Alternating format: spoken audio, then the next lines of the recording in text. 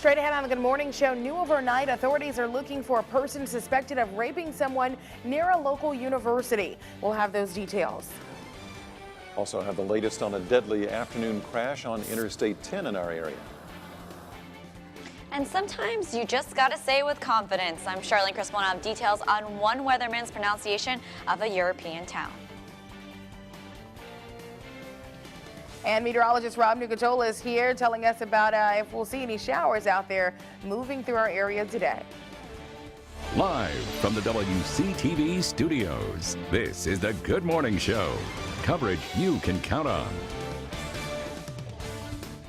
All right, morning everybody. Thanks a lot for waking up with us here on the Good Morning Show. It's now. Who are those two guys? Ooh, look at that stuff.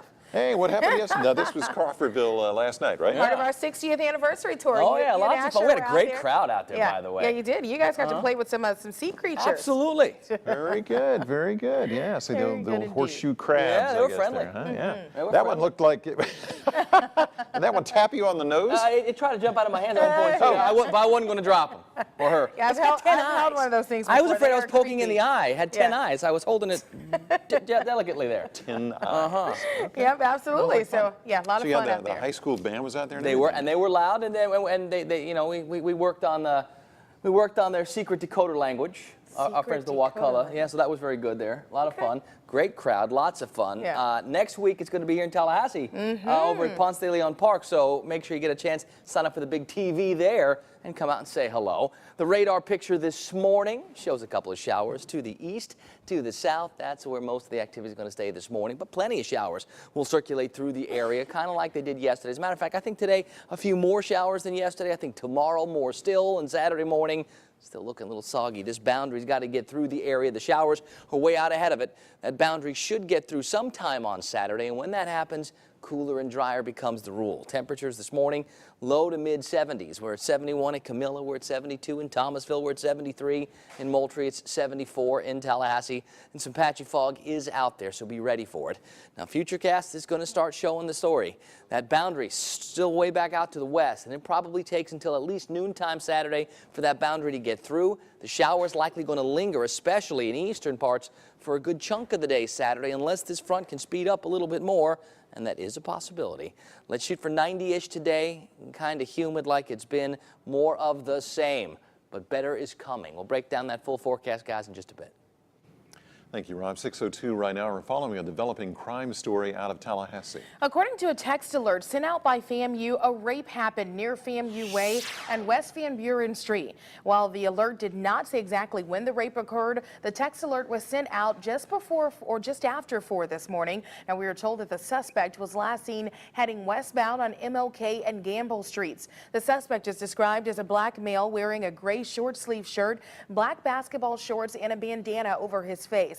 According to that alert, the suspect was also wearing white socks and had red bottoms on his shoes. Well, we have reached out to Tallahassee Police but have not yet heard back. If you have any information, contact TPD at 606-5800.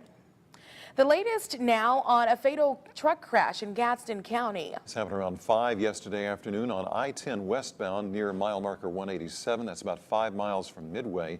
Around 7:30 last night, traffic was backed up for miles in Gadsden County. As you see, Florida Highway Patrol says the driver was headed west on I-10 when one of his tires blew out. The vehicle then swerved into the median and into several trees, landing on its side. The driver died at the scene.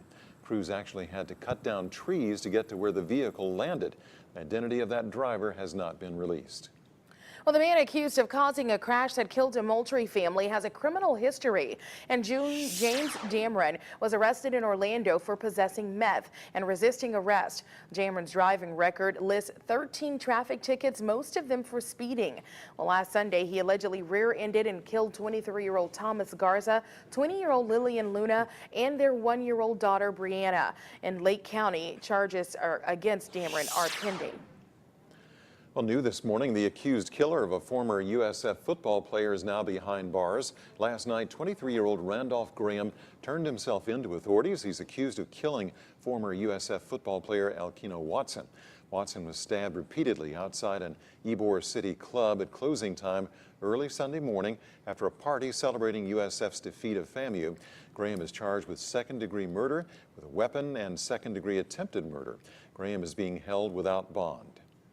Well, prosecutors are seeking the death penalty against a 25-year-old woman accused of killing her father and 6-year-old daughter. Polk County Sheriff's detectives say Cheyenne Jesse stabbed the child and shot her father back in July. Arrest reports say that she left their bodies in the house for 4 days when she put their remains in plastic tote bins and stored them in her landlord's shed. The state of Florida is circling back to untested rape kits at law enforcement agencies across the state. Yesterday, while in Tampa, Attorney General Pam Bondi spoke about the kits. We've got to work hard to get more qualified analysts, to keep the ones we have, and to ensure that we have enough labs throughout the state of Florida. We realize this is a huge undertaking for us as a state, but that's why we're committed to it. And you can't put a price tag. If we can help, if we can save one victim, it's worth every penny we spent. Bondi says it's unclear how many untested kits are out there, but her office is investigating. Bondi is calling for more funds for processing the sexual assault kits in the next state budget.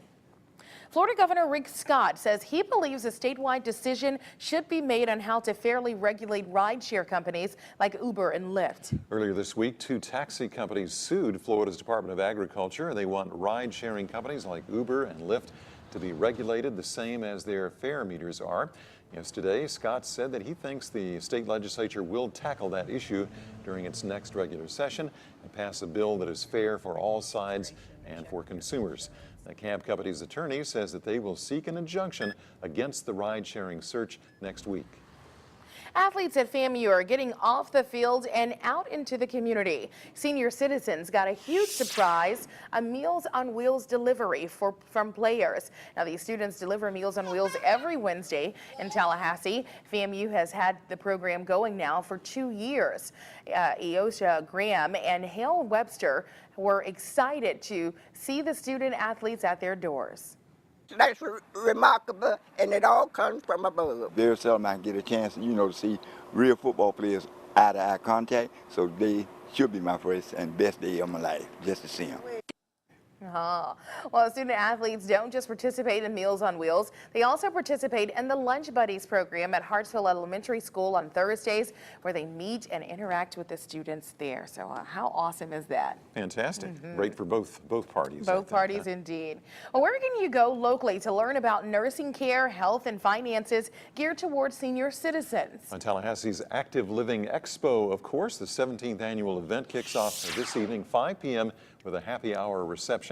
The 2-day event is taking place at the Tallahassee Senior Center. Tomorrow's festivities run from 9:30 in the morning to 12:30 p.m. More than 80 vendors are expected. The $3 admission ticket is good for both of those days. The expo is open to the public. Well, a man takes a leap out of a plane and solves a puzzle at the same time.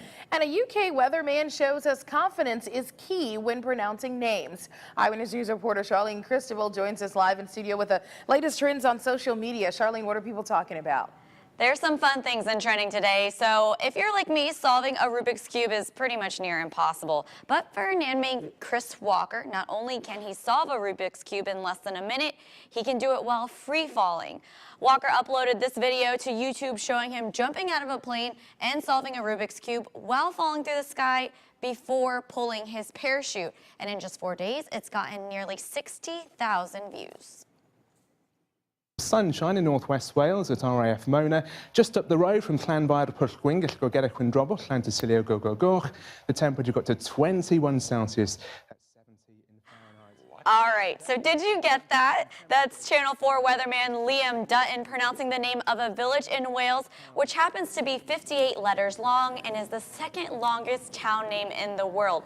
Dutton doesn't even break a sweat here when pronouncing that village name. Now, according to the town's website, that long name stands for St. Mary's Church in the Hollow of the Witch Hazel near a rapid whirlpool and the Church of St. Tislo near the Red Cave. Now, Rob, I have to ask you. What do those street signs look like? What in the world? He's just showing off. Yeah, I need to ask Rob to say it, though. Yeah, you. Town you. Showing off. Come on now. 58 letters Clearly long. he's been to I a think pub they or need two a new over there. name. They need a new name. A little tougher to say than 2 egg, that's for sure. Yeah, I exactly. can't believe that. He sounded like he did a great just job. rolled it right off. Just rolled it off his tongue. I has to still want to practice know what the forever. welcome to the town sign looks like. I think they cut it Yeah, off maybe. like the first 5 letters. Or goes around to the other maybe, side. And they just don't put the Wraps rest of around. Wow. And there you That's have it. impressive. Impressive Okay. indeed. It's something. What that's you for sure. got? What I got? What you got? What you got? I got nothing. Bye. All right. Forecast next.